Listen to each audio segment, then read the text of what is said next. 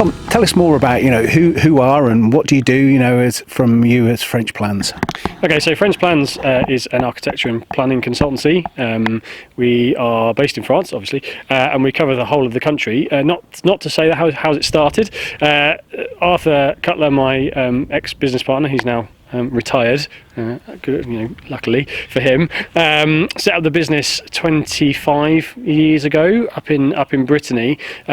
He started it, he was a builder actually to start off with, and folks kept asking him to do planning applications for the work that he was being asked to do, and so he thought he fancied getting off the roof and getting behind a desk, and so that's kind of how it started. And so it grew out from Brittany. He focused on Brittany to start with, and then focused on the northwest of France, and then expanded into the rest of France, and now we cover the whole of the country. We have a few locations. There's me. I tend to work in the southwest, as that's where I'm based. There's another colleague of mine, or co-director of mine, Mike, who's based down in the southeast, so he covers off work in the southeast. We've got a colleague up in Brittany as well, and then another one in the centre, kind of in the Creuse area, who deals with those kind of projects. But it depends who's available, depends on who's working and what the workload is as to who takes on projects. We don't have a geographic limit on who takes on the work, nor do we have a geographic limit on where projects are. It just tends to be that we have projects down the west side, west half of France, and along the southern half.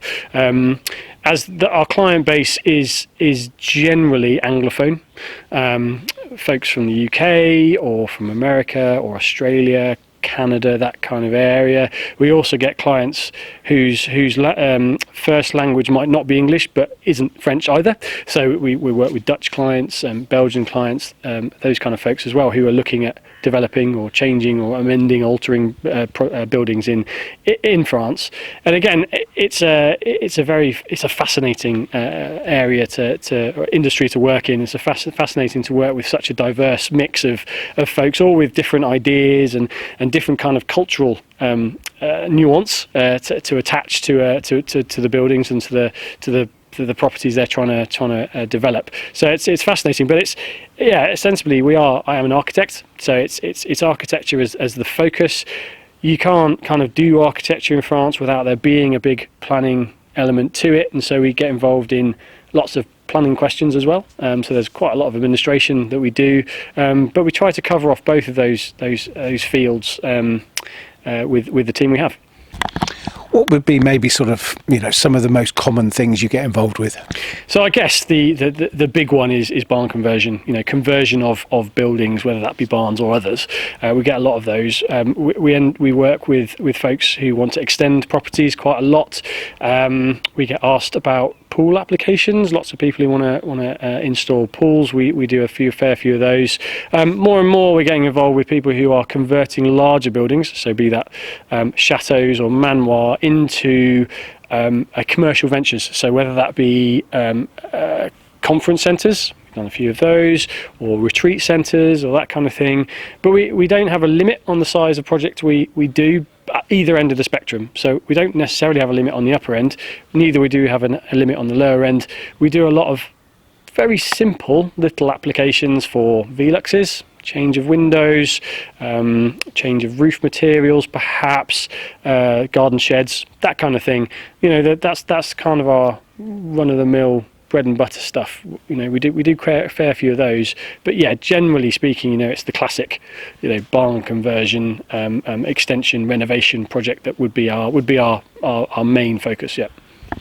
And a lot of people, when they talk about an architect, they suddenly think telephone numbers, and I couldn't even get in touch with them. But your approach is slightly different to people in the starting stages. Yeah, absolutely. I'd much rather have a free conversation with someone initially to answer some questions to enable them to make a decision about whether they want to go ahead with a project, or even if their project might be feasible or not, than people come to me kind of too late in the process, having been worried that it was going to cost them a lot just to have a conversation, and it end up costing them more because we have to dig them out of a hole which perhaps they unintentionally got themselves into by not asking the right questions up front. I'd rather spend 15 minutes of my time doing a bit of research into the regulations, and then talk to someone from a point of strength in terms of the knowledge I then have about their proposal for free, without there being any issue of this conversation's gone over 30 minutes, are you going to start charging me,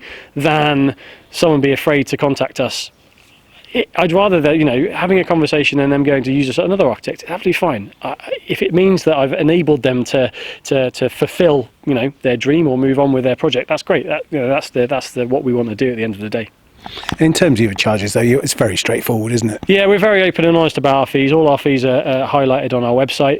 We work in kind of brackets of fees, depending on the complexity of the project. Obviously, if the project is particularly complicated, we may be beyond our bracketed kind of fee schedule. But generally speaking, usually our projects are within the fees we advertise, and we try to be as honest as we can be about how much we charge.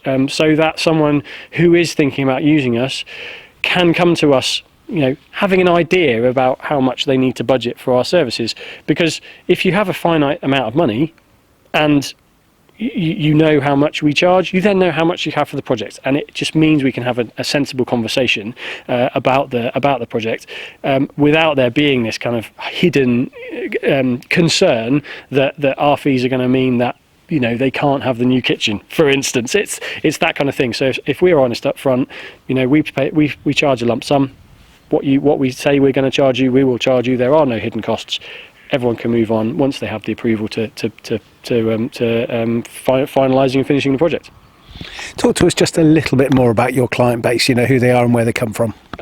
Completely diverse, which is fantastic for me because I get to talk to people from all over the world. Historically, it's always been a kind of a UK-centred client base. Folks coming over from the UK to buy either a second home or to move.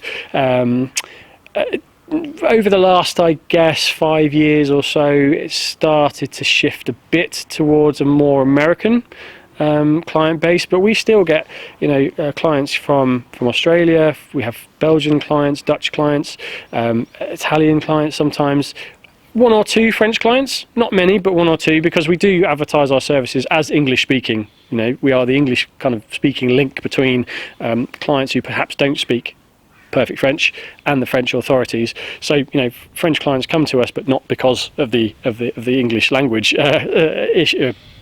issue, but generally anyone who doesn't have a strong language skill, let's say, in French, comes to us to enable them to deliver to achieve their projects, because we act as the link, I guess. We're the enabler of their life in France, and it's one of those things we really like to do.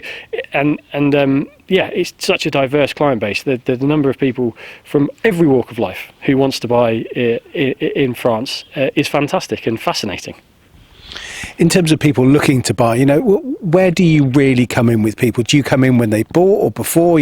What does it look like? I would love to come in with people before they've even started looking at houses, if I'm honest, although that's difficult because once they see a house, they get an idea of what they want to do to it. But at that point is perfect. So if they've seen a property, perhaps even online, so if you've seen it online, gone, oh, that fits the bill, both budget and location, but it doesn't quite work for whatever reason, that's the point I want you to contact me to say, let's have a chat.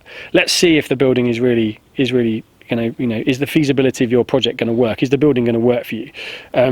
Because if someone has purchased the property, or they have got a long way down the line and become very emotionally invested in it, it becomes quite tricky if the project isn't feasible. And I have to deliver bad news and say, actually, regulations mean you can't do it, or the building itself means you can't do it, or the Architectes Bâtiments de France are going to apply a whole load of criteria to this, which means it's going to cost a lot to do. That becomes difficult. It's not a pleasant conversation for me to have. So it's self-preservation comes into it a little bit. I'd like to come have conversations with folks very early so that we can guide them and say, here's the questions you really need to be asking of the seller. Here's the information we can provide you. Let's go from here. Not to say we can't do it if people have purchased already. We have lots of clients who have owned houses for a long time who come to us and say we want to extend or we want to do this, that and the other. It's just if someone is buying with an intention to develop, So if you're looking at barn conversion, want a barn conversion, speaking to us really early about the potential of that barn conversion is really good for me, makes my life easier, but hopefully makes their life easier too. And then just finally, in terms of that, people looking to buy something in France and things, is it fairly standard in terms of planning, or is it much more localised? It's pretty localised. There is a very, very broad set of national regulations, which some communes rely on. Some communes haven't written local plans yet.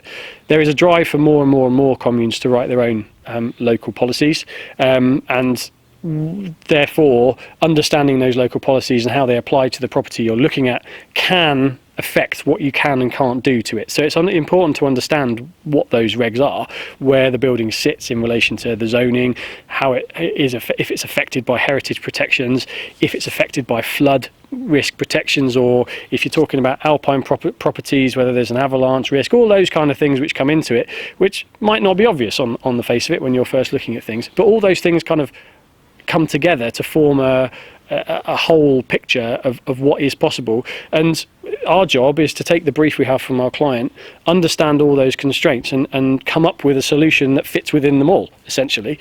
But until you understand all those things, you can't really come up with a solution. But so understanding how the property sits in a planning environment really early, allows us to do some early work to say that, okay, well, there's going to have to be a bit of give and take here. You're going to have to give up this bit, but we can generally get, we might be able to get 90% of the project through, and here's a really good solution for it, which won't cause a huge amount of grief as we go through the application process.